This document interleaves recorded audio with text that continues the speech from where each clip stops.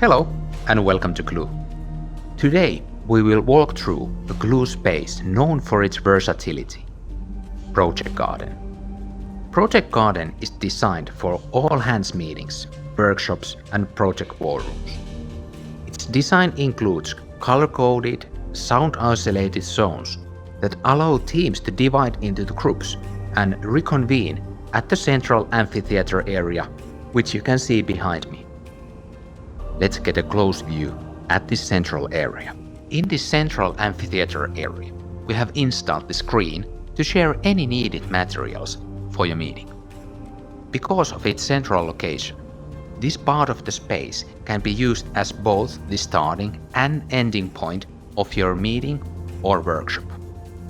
Now, we will go around and have a look at the working areas of the space. Here is one of 3 working areas of the space. Each area is color-coded to facilitate easier navigation, and each of them is also sound isolated to make sure that teams do not disturb each other's work.